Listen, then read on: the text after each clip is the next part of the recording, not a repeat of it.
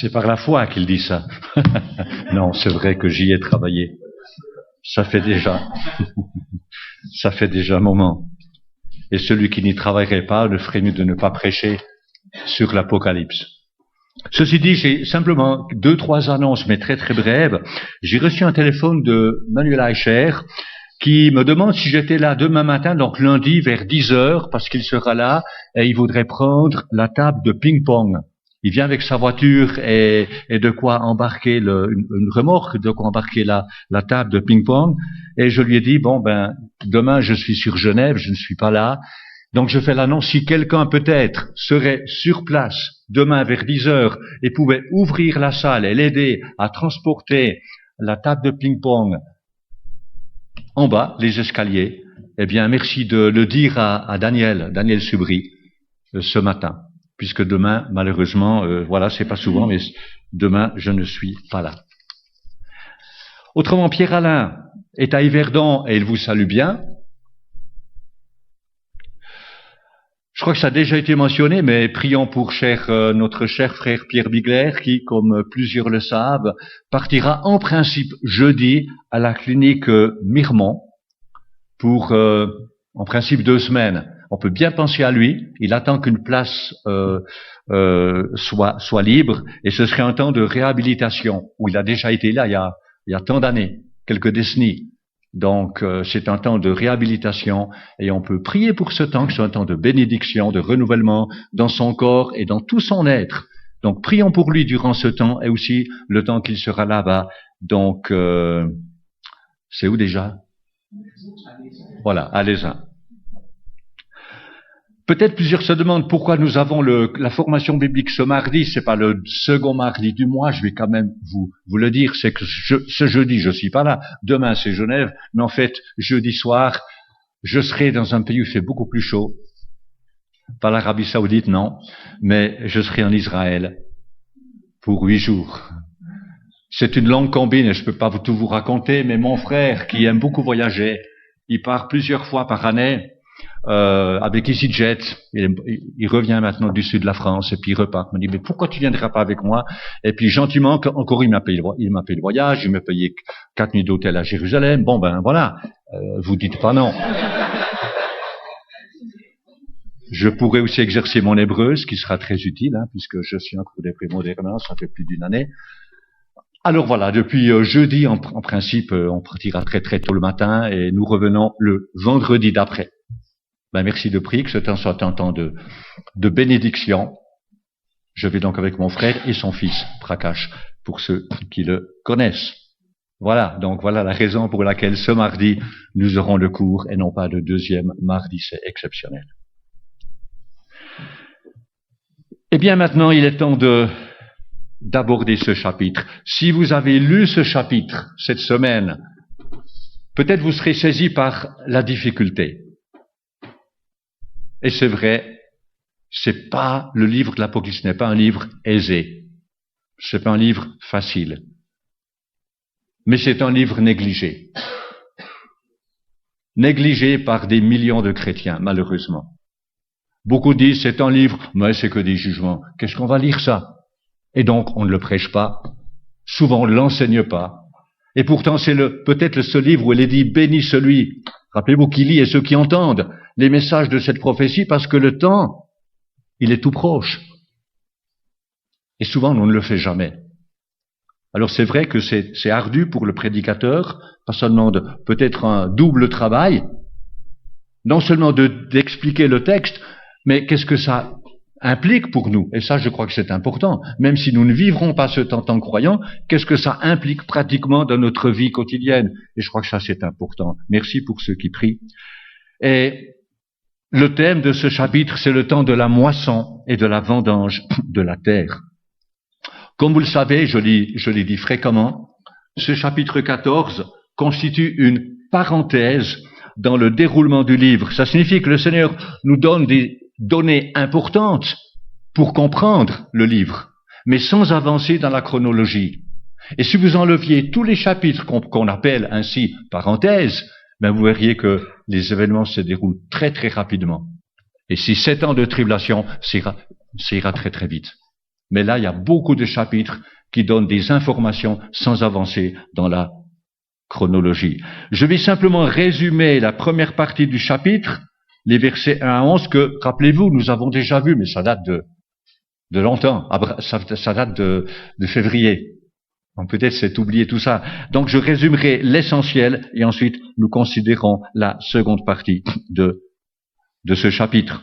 Et le premier point, ce sont les versets 1 à 5, l'agneau qui est avec les 144 000 sur le mont Sion. Je relis le verset premier, où l'apôtre Jean dit « Je regardai et je vis l'agneau debout sur le mont Sion, et avec lui 144 000 personnes qui avaient son nom et le nom de son Père écrit sur leur front. » Vous aurez ici, on va le garder quelque temps, la carte de Jérusalem. Merci à David qui a aussi pris le temps de le mettre. Parce que très souvent, on est tellement habitué à entendre qu'il faut spiritualiser le livre de l'Apocalypse que, pour finir, tout est spiritualisé et on en fait ce qu'on veut. Et dans la vaste majorité des cas, eh bien, on peut prendre ce qui est dit tel que cela est dit. Là, il est parlé donc du mont Sion.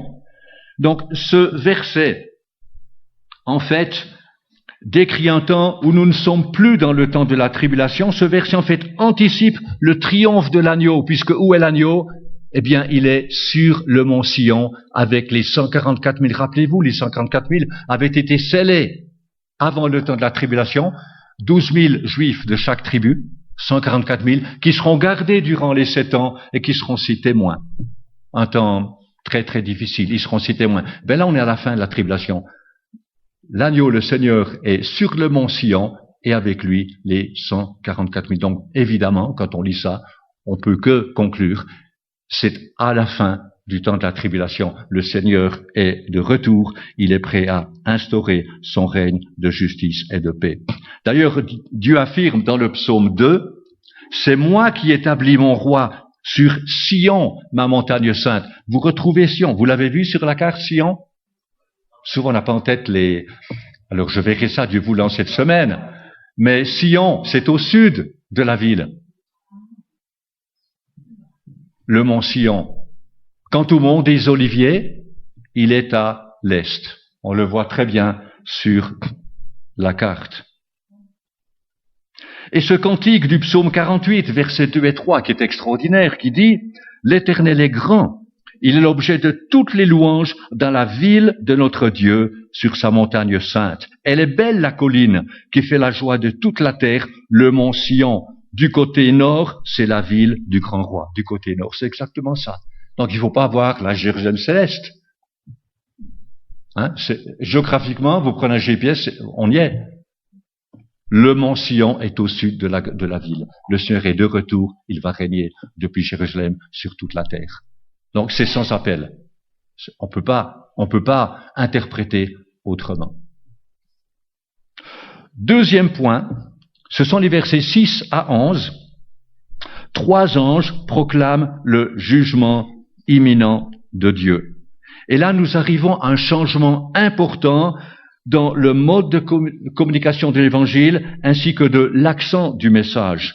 Vous avez 3 anges qui proclament le jugement divin qui est imminent sur les habitants de la terre. Alors, le message du premier ange, et vous verrez, je relis si vous permettez les versets 6 à 7, nous voyons qu'il est différent de ce que vous et moi annonçons. Il est différent. On est dans un temps différent. Je vis ensuite un autre ange voler haut dans le ciel. Il avait un évangile éternel pour l'annoncer aux habitants de la terre, à toute nation, à toute tribu, à toute langue et à tout peuple. Il disait d'une voix forte, « Craignez Dieu et rendez-lui gloire, car l'heure de son jugement est venue. Adorez celui qui a fait le ciel, la terre, la mer et les sources d'eau. » Vous vous rendez compte? Un ange qui proclame un message à tous les habitants de la terre. C'est exceptionnel. Mais c'est pas de notre époque, mes amis. C'est pas dans notre économie. Donc ce premier ange s'adresse à toute langue, toute tribu, toute nation, tout peuple, et chacun entendra le message de cet ange. Voilà, au sein de la tempête, en plein dans le temps de la grande tribulation, du règne de l'Antichrist, un règne impitoyable, eh bien Dieu accorde encore aux hommes une opportunité à l'humanité de se repentir et de se tourner vers lui. Je trouve ça extraordinaire. Quant au message du deuxième ange, vous l'avez au verset 8. Un deuxième ange le suivit en disant, elle est tombée, Babylone la grande, elle qui a fait boire à toutes les nations le vin de la fureur de sa prostitution. C'est donc le temps du jugement sur Babylone. On n'en dit pas plus puisque dans l'Écriture, il y a 2 chapitres, les chapitres 17 et 18 qui traitent de ça, mais c'est très important. Le jour viendra où tout cela va chuter. Cette puissance religieuse, cette puissance économique va chuter en 1 heure. Ensuite, nous avons le message du troisième ange, et ce sont les versets 9 à 11 que nous lisons.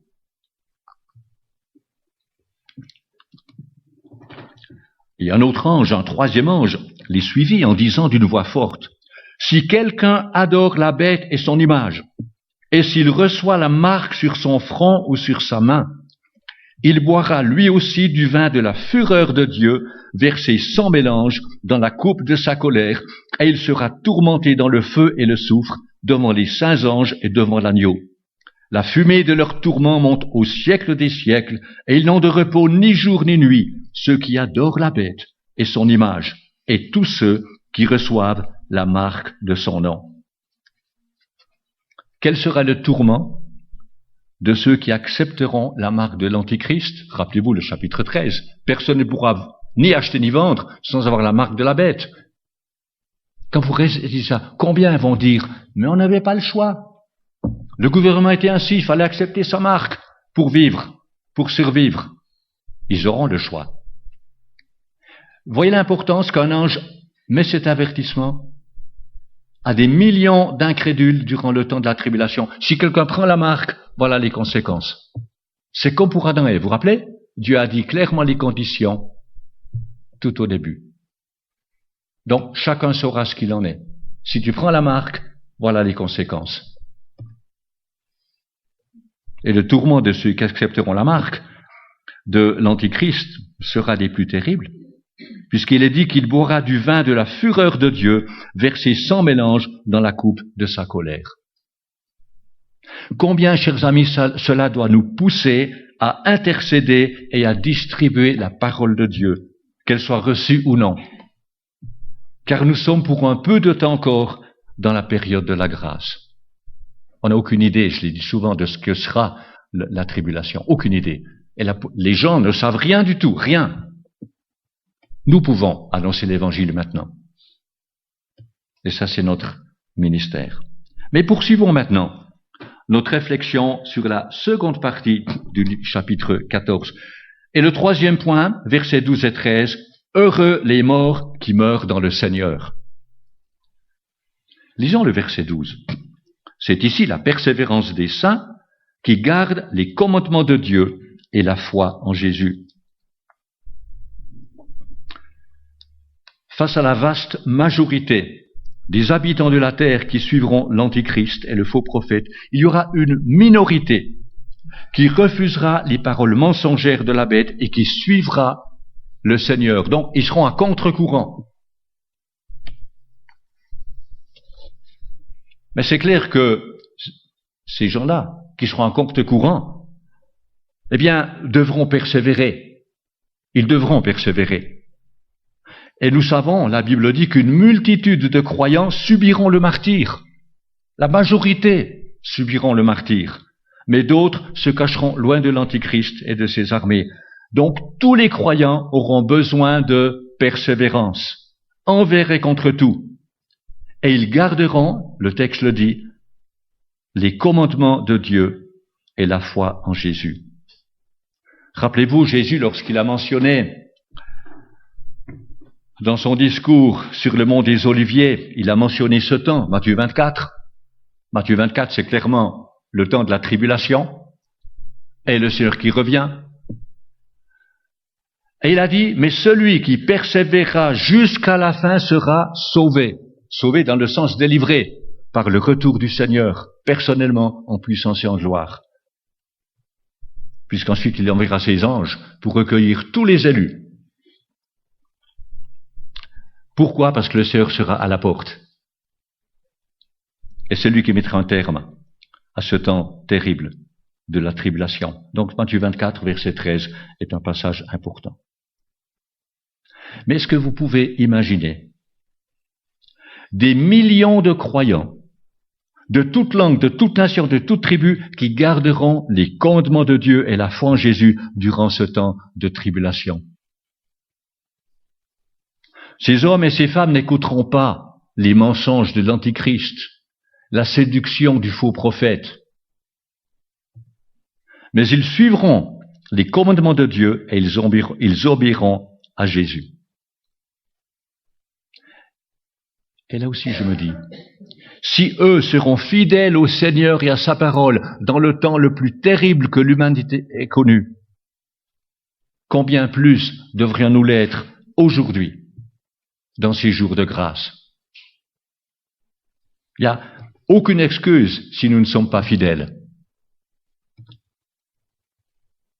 Toi, demeure fidèle, accroché au Seigneur et à sa parole, quelle que soit la situation ou les épreuves que tu traverses. Dieu permet des épreuves. On le jour, on a prié pour bien des personnes malades, atteintes de leur santé. Dieu permet des épreuves, il est souverain. Mais toi, demeure fidèle. Quelle que soit la situation, l'épreuve, l'injustice, toi, demeure fidèle. Car ceux qui croiront durant le temps de la tribulation vivront des choses bien pires. Bien pires. Rappelez-vous, dans la parabole de la veuve et du juge, dans Luc 18, c'est une parabole extraordinaire. Eh bien, le Seigneur avertit ses disciples, mais quand le Fils de l'homme viendra, trouvera-t-il la foi sur la terre? Interpellant. Ça pourrait signifier que quand le Seigneur reviendra sur terre, seuls peu de personnes lui seront restées fidèles. Et on voit aujourd'hui, n'est-ce pas, l'apostasie grandissante qui atteint même l'Église. Il y a des compromis de plus en plus acceptés. Eh bien, soyons comme cette veuve qui a persévéré jusqu'au bout. Alors, qu'en est-il de ceux qui mourront martyrs durant la grande tribulation? Le verset 13 y répond. Puis j'entendis du ciel une voix qui disait, écrit, heureux les morts qui meurent dans le Seigneur, et ce dès maintenant. Oui, dit l'Esprit, ainsi ils se reposent de leurs travaux, mais leurs œuvres les suivent. Là, vous avez, chers amis, une béatitude, une bénédiction. Makarios, heureux, bénis. Ces personnes qui mourront seront heureuses, bénies. Alors la question à se poser, qu'il faut toujours se poser, texte dans son contexte, qui est appelé heureux? C'est souvent on lit rapidement, on prend ceci hors contexte et on l'applique. Et ça colle pas. Le contexte nous montre qui est appelé heureux. C'est qui? C'est qui? Ce sont les nombreux croyants qui subiront le martyre sous la main de l'Antéchrist. Ce verset est souvent cité en relation avec un service funèbre ou un message de condoléances. Je l'ai fait. Vous devez écrire quelque chose, vous n'avez pas le temps de voir peut-être chaque fois le texte dans son contexte, et vous utilisez ce verset. Mais c'est absurde. C'est un non-sens. Ce passage ne s'applique pas aux chrétiens en général. Pour nous chrétiens qui vivons en Occident, dans l'abondance et le confort, attention, ça ne veut pas dire facile. On a des épreuves très difficiles. On est attaqué de toutes parts dans l'Occident. On ne vit pas une vie plus facile. Il y a le confort, oui, mais il n'y a pas plus de facilité. Mais pour nous qui vivons en Occident, nous ne pouvons pas dire que la mort est préférable à la vie, ou bien, soyons logiques. Peut-être que nous pouvons dire comme Paul, rappelez-vous lorsque Paul a écrit aux Philippiens, alors qu'il n'était pas vraiment emprisonné, il était en semi-emprisonnement, il avait sa maison à Rome et un gardien, un soldat le gardait, donc il était en semi-liberté. Et c'est là qu'il écrit, entre autres, Éphésiens, Philippiens, Colossiens. Et qu'est-ce qu'il disait? Oh, je désirais tellement m'en aller et être avec le Seigneur, ce qui est bien le meilleur. Mais, à cause de vous, il est préférable que je reste ici-bas afin de vous être en bénédiction. Et puis pour nous, c'est pareil. Il est plus utile que nous soyons ici-bas à l'œuvre pour le Seigneur. Alors pourquoi sont-ils appelés heureux, ceux qui meurent? Il faut se placer dans le contexte. On est dans la grande tribulation. Parce que leur vie sur terre est terminée. Ils ont vaincu le mal, ils sont victorieux. Et c'est vrai que durant le temps de la tribulation, eh bien, la mort sera préférable à la vie. Pour les croyants qui vivront durant ce temps-là, la mort sera une bénédiction. Parce qu'ils seront délivrés de la persécution et de maux indescriptibles pour entrer dans le repos du Seigneur. Alors pour eux, ce verset sera un réconfort. Vous voyez pourquoi il est important de toujours lire chaque verset dans son contexte. C'est important cela. Et ce verset sera en bénédiction pour des millions de personnes qui subiront le martyre durant ce temps-là. Et l'Esprit ajoute, ils se reposent de leurs travaux, plus précisément de leur labeur. Leur tâche a été difficile, elle était pénible, elle était épuisante, mais maintenant ils peuvent se reposer de leur dur labeur. Et de plus, le texte dit, leurs œuvres les suivent. C'est-à-dire qu'ils seront récompensés pour leur fidélité. Leurs œuvres les suivent. Tu sais, il y a une chose que personne ne peut t'enlever. C'est ce que tu as fait pour le Seigneur. Des fois, on l'oublie. Ton argent, ta maison, tes biens. Quand tu t'en vas, tu laisses tout. Tu laisses tout. Seul ce qui était fait pour le Seigneur restera. Il fait bon s'en rappeler. Et investir dans la banque céleste pour le Seigneur. Combien on peut se donner pour tant de choses ici-bas qui un jour va disparaître? Il faut garder l'équilibre. C'est bien ce qu'a dit le Seigneur dans Matthieu 6. N'amassez pas des trésors où la rouille fait ses dégâts et où les voleurs volent, mais amassez-vous des trésors dans le ciel. Là, c'est en sécurité. Là où est ton cœur, là aussi, là où est ton trésor, là aussi sera ton cœur. Donc c'est vraiment important. Mais nous arrivons au dernier point, le 4e point. Le temps de la moisson et de la vendange de la terre est venu. Et nous allons lire le verset 14.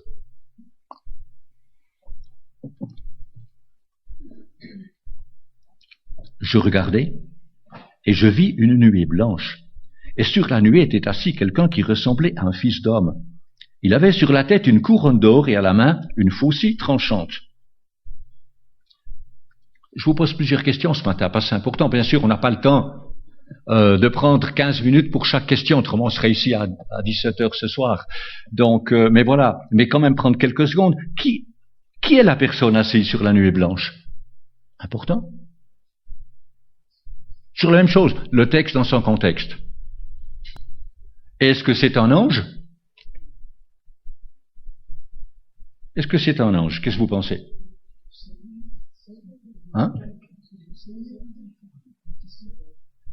La question, et je me la suis posée, si c'est un ange, mais alors pourquoi est-ce qu'il est appelé fils de l'homme? Fils d'homme? Aucun ange n'est appelé fils d'homme. C'est là une impossibilité à 100%, donc on peut dire, non, c'est pas un ange. Rappelez-vous ce terme, fils d'homme. Bien, je pense que c'est le Seigneur.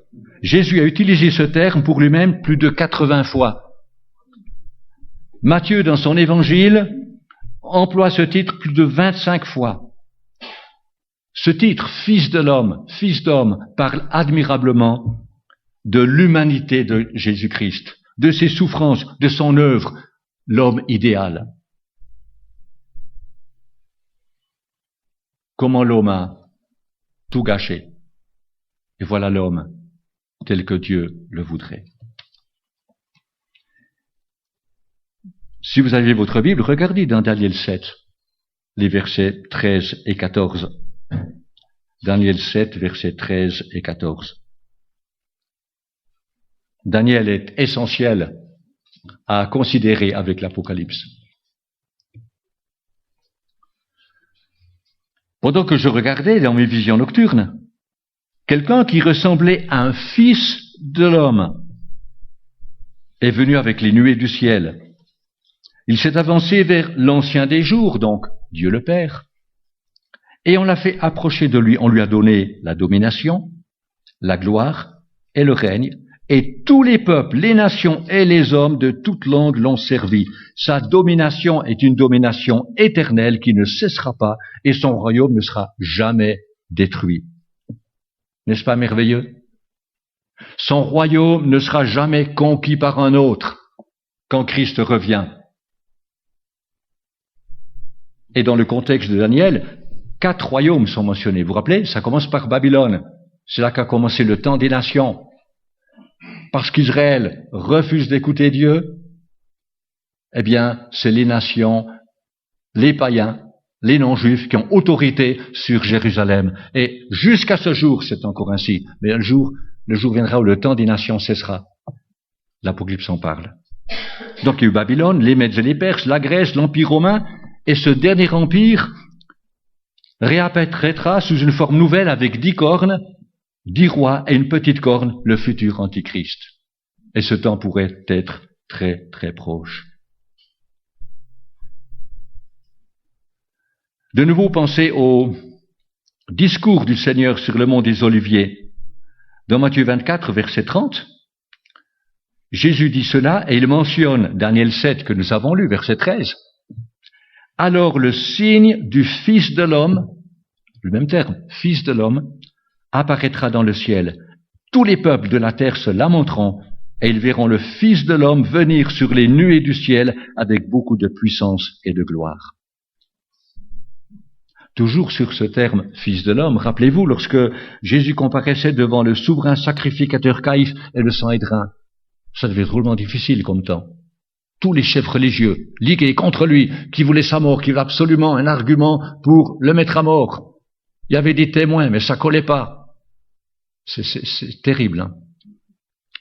Eh bien, qu'est-ce que Jésus affirmait? Matthieu 26, 64. Je vous le déclare, vous verrez désormais le Fils de l'homme assis à la droite du Tout-Puissant et venant sur les nuées du ciel. Et ils ont saisi ça pour le condamner. Donc clairement, ce terme Fils de l'homme s'applique à Jésus-Christ. Donc qui est la personne assise sur la nuée blanche? On peut penser que c'est le Seigneur lui-même. Mais il y a un second indice. Quant à l'identification de la personne sur la nuée, c'est la question de la couronne d'or. Est-ce que les anges, est-ce qu'ils ont une couronne d'or? Non. Donc là non plus, ça collerait pas. Donc il reste qu'une seule option, c'est vraiment le Seigneur dont il est question. En fait, dans le Nouveau Testament, il y a 2 termes en grec pour couronne. Ici, le terme employé est Stéphanos, c'est la couronne de la victoire, la couronne du conquérant, jamais de la royauté. Cette couronne est attribuée aux vainqueurs. Rappelez-vous, c'est la couronne que les 24 anciens qui sont au ciel jettent devant le trône, au chapitre 4. C'est la couronne que le Seigneur a promise aux croyants de Philadelphie, ce magnifique texte d'Apocalypse 3, verset 11. Je viens bientôt, tiens ferme ce que tu as, afin que personne ne prenne ta couronne. Dieu veut qu'on soit vainqueur. Romains 8, nous sommes plus que vainqueurs par celui qui nous a aimés. Et la récompense, la couronne, c'est la couronne de la victoire. Et Jacques, n'est-ce pas, nous exhorte par ces mots dans son épître, au chapitre 1er. Heureux l'homme qui tient bon face à la tentation, car après avoir fait ses preuves, il recevra la couronne de vie que le Seigneur a promise à ceux qui l'aiment. Donc c'est le terme couronne que Stéphanos que nous avons ici. Jésus-Christ porte une couronne parce qu'il revient en vainqueur pour prendre possession de la terre. Il est le héros du livre de l'Apocalypse. Voilà pourquoi c'est important de dire l'Apocalypse. Il faut bien un jour traiter le mal, ou bien Dieu doit intervenir. Et Jésus-Christ est le vainqueur. Il revient en vainqueur, il revient pour régner, comme il l'a dit. Donc il porte une couronne. Mais non seulement le Seigneur avait sur la tête une couronne, mais qu'a-t-il à la main? Une faucille. une faucille tranchante. Alors de nouveau une question, pourquoi une faucille?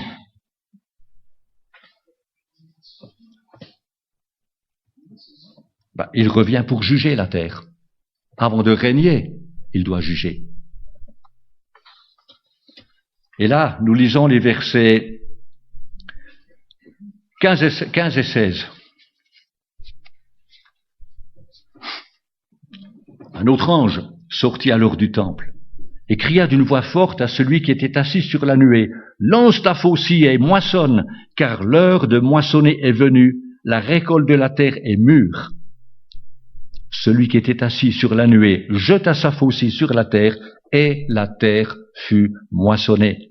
Donc c'est un autre ange qui sort du temple, c'est-à-dire de la présence même de Dieu, et qui s'adresse au Fils de l'homme, donc à Jésus-Christ, et lui demande de moissonner la terre. Peut-être ça vous semble un petit peu étrange que ce soit un ange qui demande au Fils de l'homme de jeter sa faucille. Mais en fait, l'ange, qu'est-ce qu'il fait? Il transmet l'ordre qu'il a reçu de Dieu. Maintenant, l'ordre est venu. Le temps est venu de moissonner la terre. Et il est dit, la récolte de la terre est mûre. Tel un fruit, la terre est devenue si mûre qu'elle commence à se dessécher. C'est le terme en grec. Elle commence à se dessécher. La condition morale de la planète est telle que la seule solution est de la moissonner avec une faucille.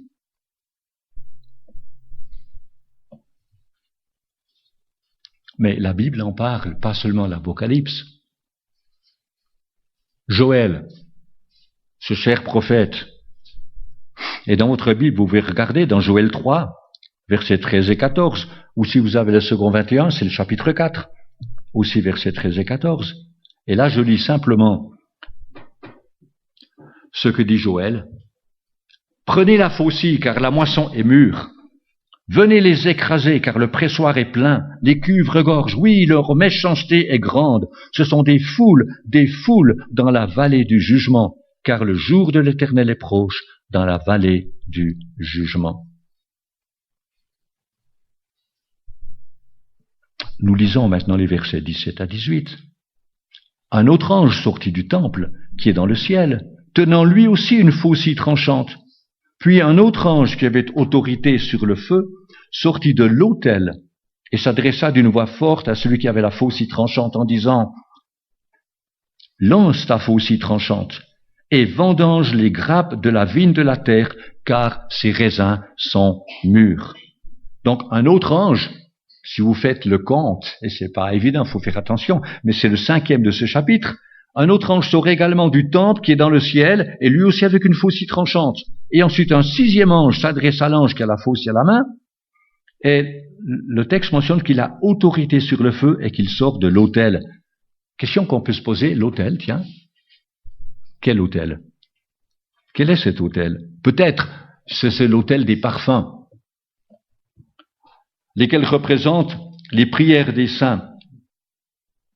Et dans ce cas, l'ordre donné au 5e ange de jeter sa faucille sur la terre pourrait être une réponse de Dieu aux prières des saints. Rappelez-vous, à plusieurs reprises, les saints demandent de juger les habitants de la terre. Ne pensons pas que c'est une prière charnelle, une prière spirituelle. Au chapitre 8, verset 3 à 5, au chapitre 6, verset 9 à 11, « Quand vas-tu juger? Quand vas-tu venger notre sang ?» Et l'ordre donné par l'ange est clair. « Vendange les grappes de la vigne, de la terre, car ses raisins sont mûrs. » Le terme mûr ici signifie que les grappes sont mûres, pleines de jus. Il faut donc les vendanger. Mais lisons maintenant les versets 19 et 20, les deux derniers versets.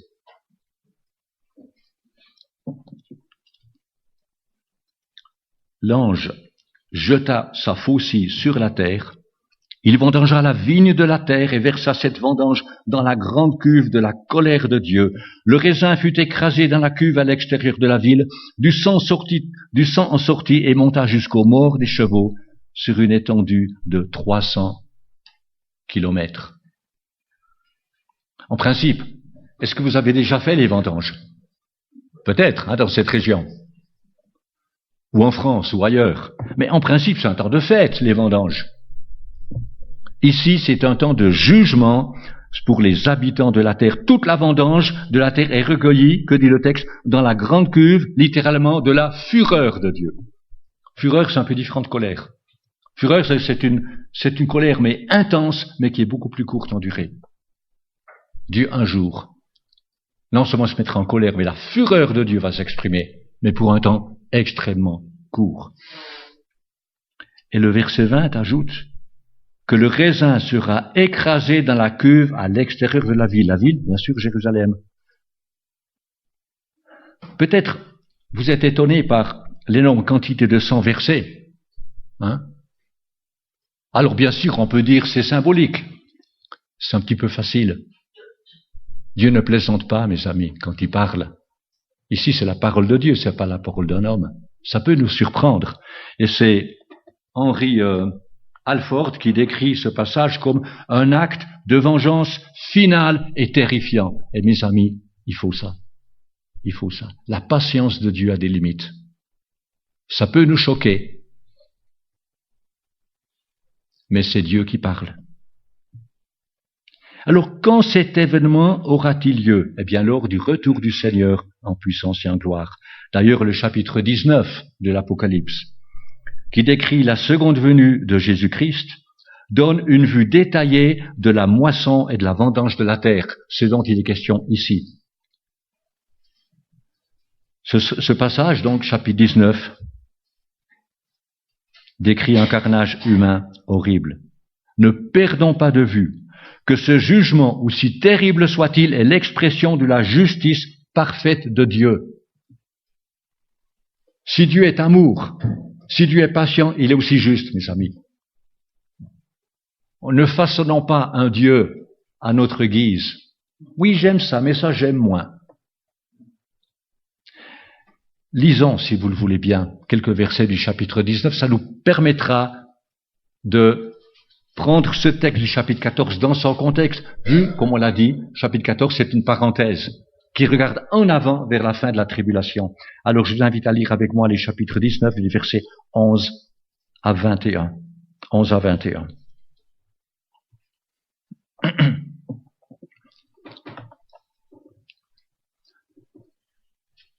Ensuite, je vis le ciel ouvert, et voici qu'un cheval blanc apparut. Celui qui le montait s'appelle fidèle et véritable. Il juge et combat avec justice. Ses yeux étaient comme une flamme de feu, et il y avait de nombreuses couronnes sur sa tête. Ici, le terme couronne, soit dit en passant, c'est pas le terme Stéphanos, mais diadéma, une couronne royale. Il s'agit en fait d'un bandeau attaché autour du front, ce qui explique qu'il peut porter plusieurs couronnes. Je crois que c'est utile quand même de mentionner cela. Il avait de nombreuses couronnes sur sa tête. Il portait un nom écrit que personne d'autre que lui ne connaît. Il était habillé d'un vêtement trempé de sang. Son nom est la parole de Dieu. Donc clairement, c'est Jésus-Christ qui revient sur terre en puissance et en gloire. Les armées célestes le suivaient, montés sur des chevaux blancs et habillés d'un fin lin blanc et pur. De sa bouche sortait une épée aiguë pour frapper les nations. Il les dirigera avec un sceptre de fer et il écrasera lui-même le raisin dans la cuve à vin de l'ardente colère du Dieu Tout-Puissant. Il portait sur son vêtement et sur sa cuisse un nom écrit « Roi des rois et Seigneur des seigneurs ». Je vis un ange debout dans le soleil.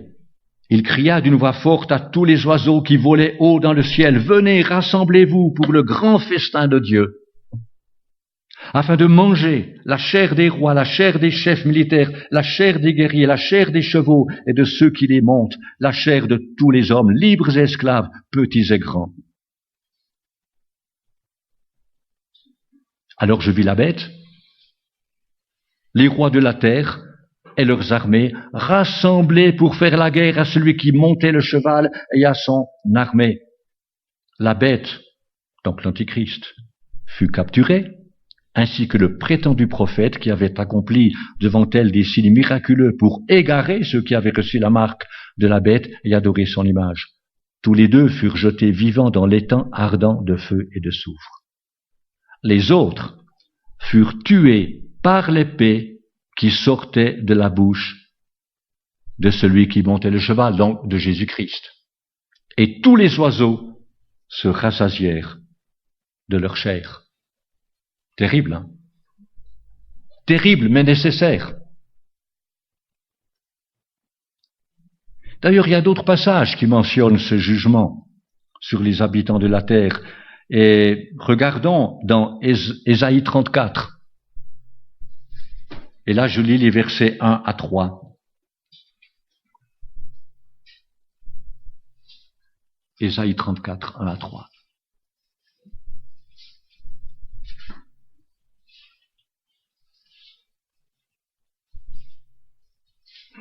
Approchez-vous, nations, pour bien entendre. Peuple, soyez attentifs. Que la terre écoute avec tout ce qu'elle contient, le monde avec tout ce qu'il produit. En effet, la colère de l'Éternel s'abat sur toutes les nations et sa fureur sur toute leur armée. Il les voue à la destruction, il les livre au carnage. Leurs victimes sont jetées, leurs cadavres exhalent la puanteur et les montagnes ruissellent de leur sang. C'est très descriptif. C'est pas imagé. Les montagnes ruissellent de leur sang. Et le verset 8 ajoute, en effet, c'est un jour de vengeance pour l'Éternel, une année de représailles pour la cause de Sion. Dieu n'a jamais oublié la cause de Sion. Beaucoup l'oublient aujourd'hui. Beaucoup de chrétiens, même n'en veulent rien savoir. Hein. Le méchant Israël, Dieu n'a pas oublié, mes amis, Sion. On a parlé du mont Sion avant. Dieu n'a jamais oublié, mes amis. Dieu interviendra en jugement vers Israël. Beaucoup mourront. Beaucoup se convertiront. Dieu accomplira ses promesses. Il n'a jamais oublié la cause de Sion. Si nous l'oublions, Dieu ne l'oublie pas. Et enfin, si vous permettez, dans Ésaïe 63, c'est le dernier passage que nous voyons ce matin, les versets 1 à 6, c'est extraordinaire parce que là, vous avez un dialogue entre le reste pieux d'Israël qui était délivré de la grande tribulation et le Seigneur. Et ce dialogue est tout simplement extraordinaire. Et c'est exactement ce dont il est question au chapitre 14 de l'Apocalypse. Il y a une première question posée par le reste pieux d'Israël. Qui est celui-ci? Il arrive d'Édom, de Botsra, en habit rouge. Là, en hébreu, il y a un jeu de mots entre Édom et puis rouge, en hébreu Adom, Édom, Adom. Qui est celui-ci? Éclatant dans sa tenue, il s'avance avec toute sa force. Et la réponse est donnée. C'est moi qui parle avec justice, qui ai le pouvoir de sauver. Deuxième question. Pourquoi tes habits sont-ils rouges? Tes vêtements pareils à ceux de l'homme qui écrase le raisin dans une cuve? La réponse. J'étais seul à travailler au pressoir. De nouveau, cette même image du pressoir, comme on l'a dans l'Apocalypse. 100 personnes d'aucun peuple avec moi. Je les ai piétinés dans ma colère. Je les ai écrasés dans ma fureur. Leur sang a jailli sur mes vêtements et j'ai sali tous mes habits. En effet, un jour de vengeance était sur mon cœur et l'année de mes rachetés était arrivée. J'ai regardé, mais il n'y avait personne pour m'aider. J'étais consterné. Mais il n'y avait personne pour me soutenir. Alors mon bras m'a assuré le salut et ma fureur m'a servi de soutien. J'ai piétiné des peuples dans ma colère. Je les ai rendus ivres dans ma fureur et j'ai fait couler leur sang par terre. C'est exactement ce qu'on a au chapitre 14 et au chapitre 19.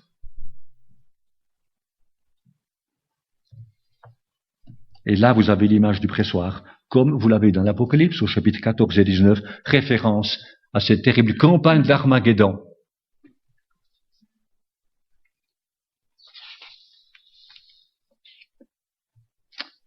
Il est temps de conclure.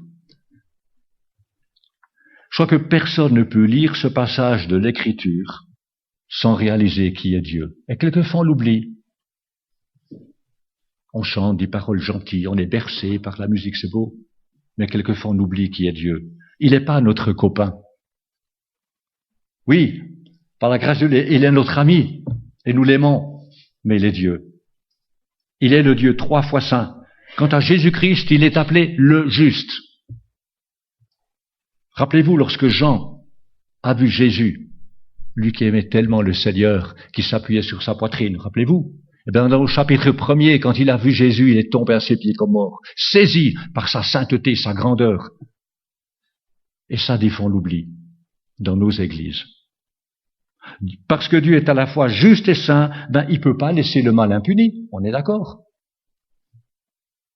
Est-ce que nous comprenons que Dieu ne peut pas agir autrement, ou bien serions-nous en guerre avec Dieu?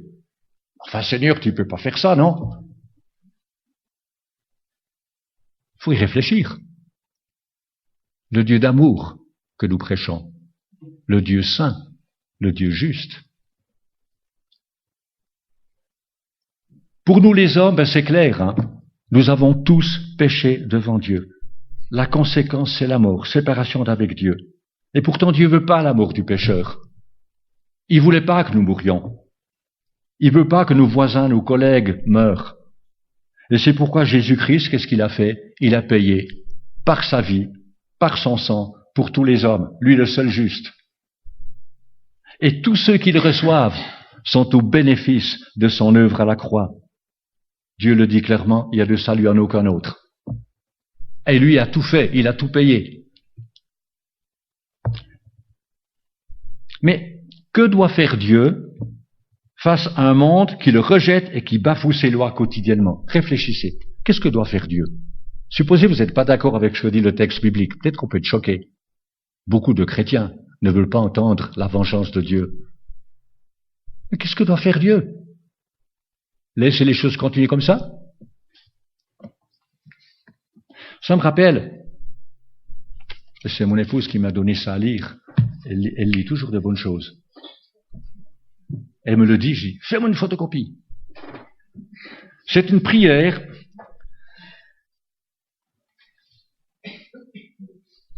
datée du 23 juin 1996, donc ça date pas de 50 ans. Hein.